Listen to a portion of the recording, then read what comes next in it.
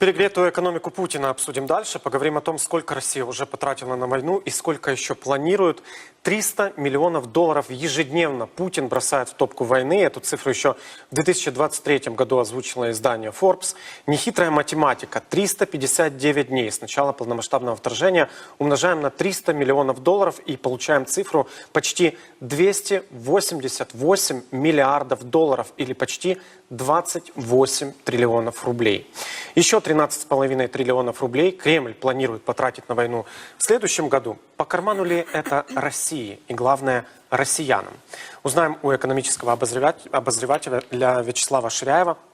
Вячеслав, здравствуйте. Здравствуйте. Итак, совокупные расходы Российской Федерации на оборону и безопасность составят около 40% общих государственных расходов страны, которые оцениваются в 41,5 триллионов рублей в 2025 году. То есть фактически все остальное функционирование 140-миллионного государства почти равно той сумме, которую Кремль тратит на войну. Это, простите меня, как?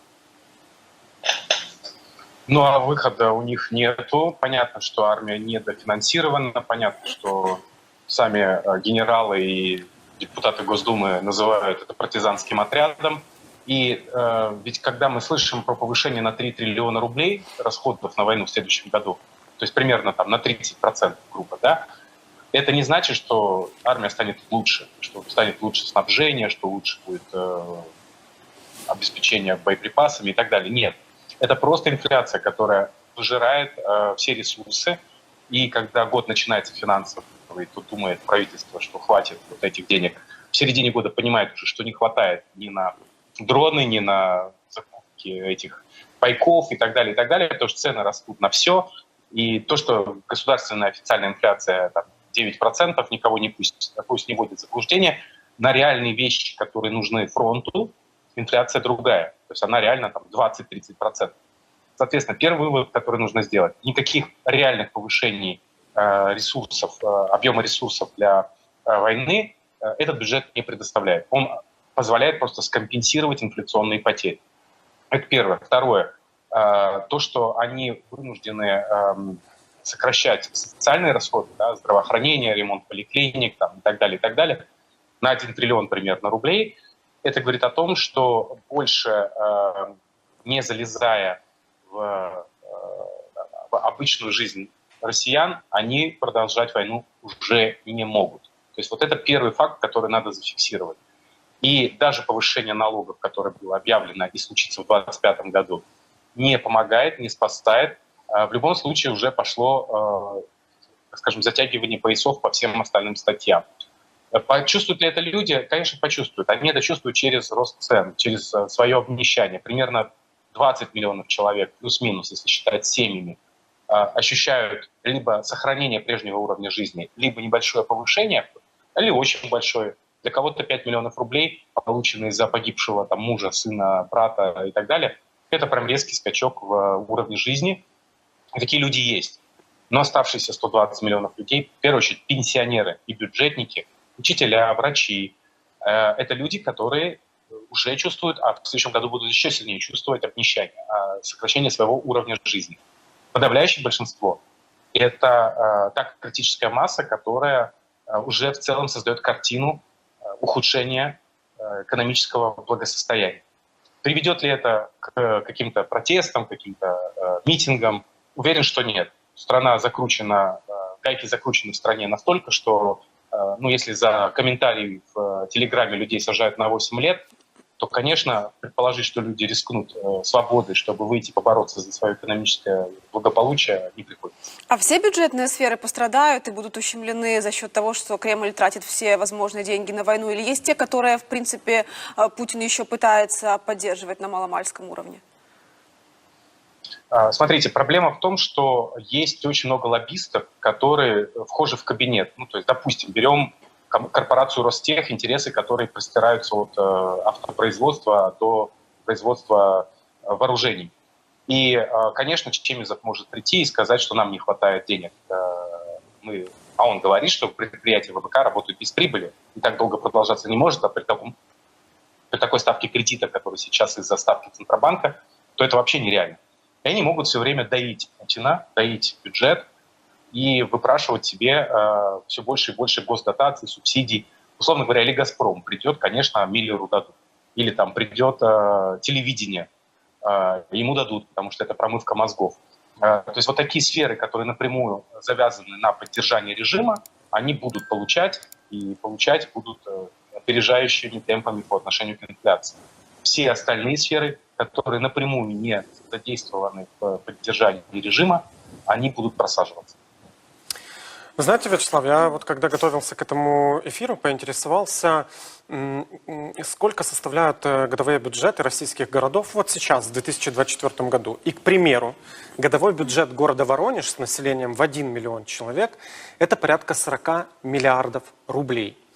Так вот, если поделить эти 13,5 триллионов рублей, которые Кремль собирается бросить в топку войны в следующем году, выходит 337 годовых бюджетов города-миллионника Воронеж. Мы прекрасно понимаем, что город-миллионник в России не один, их много, городов поменьше, и там, где и траты поменьше, и того больше. Как вот эти растраты на войну скажутся на конкретно городах, на конкретных селах, улицах и, возможно, даже домах. Вы уже сказали о том, что на ремонты поликлиник уже оттуда дернули, что называется, денежку. Откуда еще вот так вот будут дергать, пока не закончится то, что можно надергать? Ну, самые заметные вещи, которые проникают в информационное пространство, потому что обладают наибольшим информационным потенциалом, это ЖКХ, да? Это все, что связано с безопасностью крупных объектов, лесов, например, пожары лесные, просто тушить некому и так далее. Вот эти вещи все, они в первую очередь вылезут в информповестку. Слушай, я прошу прощения, там просто, кажется, с ЖКХ в России и так очень большие проблемы. И тут вполне логичный вопрос, куда же еще больше? Ну а как? За это время, смотрите, в стране за год сократилось официальное количество зарегистрированных рабочих мигрантов по реестру, который ведет государство, на 2 миллиона человек. На 2. Это примерно там 30%. И это в основном люди, которые заняты как раз в ЖКХ, в строительстве дорог, в инфраструктуре, в логистике и так далее. И людей нет, денег нет на ремонт теплотрасс, на ремонт котельных и так далее. И, соответственно, за год ситуация ухудшилась. Если предположить, что будет зима такая же, как в прошлом году, а если еще будут сильнее морозы и хуже условия, то в разы вырастет количество катастроф, аварий, люди будут стоять на улицах, сжечь костры, и это все ожидает страну зимой. ЖКХ – это очень яркий индикатор. Если говорить о каких-то других сферах, то это скорая помощь, это то, с чем люди сталкиваются очень болезненно, скажем, реагируют на все проблемы. Почему? Потому что если скорая приезжает через 2 часа, а не через 30 минут, то человек умирает. А люди, которые работают в этой системе, на нескольких ставках перерабатывают, потому что коллега ушел вахтовым методом лечить раненых на фронт и так далее.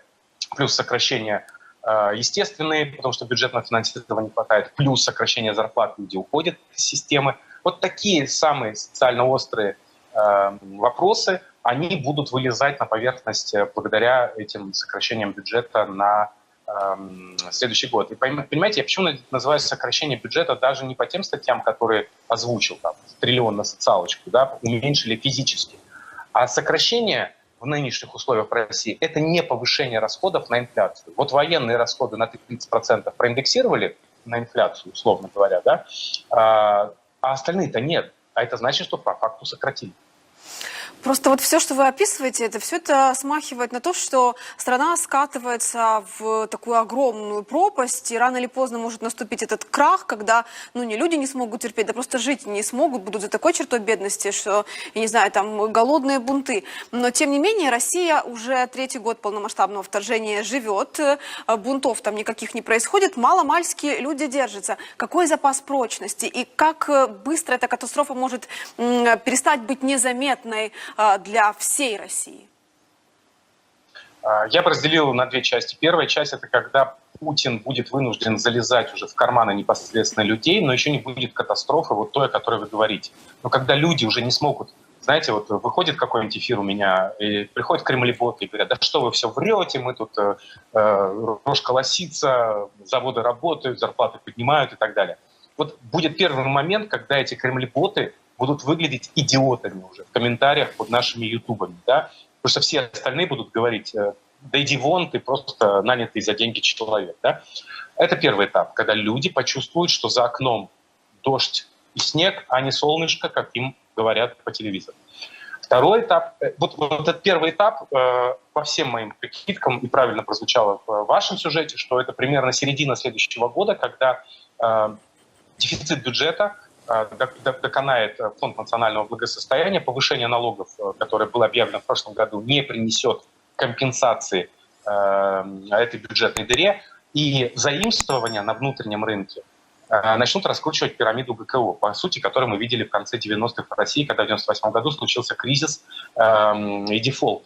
Соответственно, сейчас уже 17% годовых государство платит по своим заимствованиям. Это преддефолтные уже уровни. Впервые с 2009 года индекс, который специально придуман для оценки рисков вложения в государственные российские облигации, упал ниже 100 вчера или позавчера, по-моему, да, уже.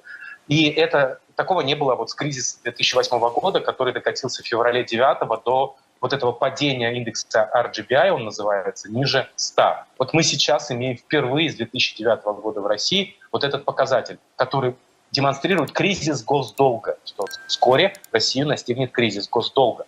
Примерно то, что было в конце 90-х. И занимать нечего, не у кого, не дают или дают под такие проценты, что это просто пирамида ГКО и снова все рухнет в считанные месяцы. Налоги повышать уже нельзя, потому что все выдаили из экономики. И начинается гиперинфляция. Вот эта гиперинфляция — это и есть тот экономический кризис полномасштабный, который уже станет повесткой номер один, темой номер один в стране. Не война, не там что-то еще, а просто что будет с нами завтра. Да? Если цены растут, каждый день переписывают ценники, там, и товары исчезают, и зарплаты не платят. Кризис неплатежей, кстати, вполне возможно следствие всего этого. Вот вы говорите... Вот этот кризис, он может в зависимости от того, что будет происходить с ценой на нефть, вы правильно абсолютно ставите зависимость от нефти российской системы. Потому что себестоимость добычи нефти в России в 2,5 раза выше, чем в Саудовской Аравии. И Саудовская Аравия может открыть краны и опустить цену нефти до 30 и при этом быть в прибыли. Россия уже будет на боку лежать в этот момент. Да? И, соответственно, мы смотрим за этим. Вот как будет происходить динамика снижения цены на нефть, как будут приниматься другие решения, например, уволят или нет Набиуллину. В какой-то момент ее могут просто арестовать, например, в России, я уже ничему не удивлюсь. Да? Если арестуют Набиуллину или снимут, начнется раскрутка инфляции, потому что скажут, а что это ты повышала ставку так долго, а инфляцию не поборола? Да? Ты, наверное, вредитель, украинский шпион, наверное. Вот. И, соответственно, после этого может пойти такой спусковой крючок случиться и пойти гиперинфляция и экономический кризис. Вот как эти все факторы вместе сработают, в какой момент они наложатся друг на друга? Разбалансировка денежно-кредитной политики, нефтяные цены, падение нефтяных цен. Соответственно, вот в этот момент можно и прогнозировать, что случится то самое плохое для российской экономики. Вот денежно-кредитная политика. А есть ли у России друзья, так называемые, которые могут подставить ей финансовое плечо? Тот же Китай, например. Нет, Китай несколько лет уже не соглашается на предложение России выкупить облигации в юанях. То есть Россия хотела давно занять бы у Китая что-нибудь, там, хотя бы 2 миллиарда долларов в юанях. Да? Так вот уже несколько лет эти переговоры идут. Во время последнего визита Путина в Пекин опять прозвучало, что переговоры идут о предоставлении Китаем финансовых ресурсов вот под эти российские облигации, да, условно. То есть Россия выпускает облигации, Китай их покупает как бы, в юанях. Не хочет Китай это покупать. Соответственно, ни Индия, ни Китай, ни Арабские Эмираты, ни Саудовская Аравия России ни копейки не дадут, ни предприятий не построят, ни инвестиций не приведут. Вот единственная новость тут. Иран хочет купить какой-то в Татарстане завод холодильников и выпускать свои модели на этих мощностях. Да? Это вот единственная инвестиция, которая, и то вряд ли, может быть, это все еще случится, но вот больше других инвестиций в Россию что-то нет из Ирана. Да? Поэтому никаких финансовых плечей рычагов и ничего другого в России из-за рубежа не будет. Спасибо вам, Вячеслав. Вячеслав Ширяев рассказал нам о том, откуда Путин берет деньги на войну России против Украины.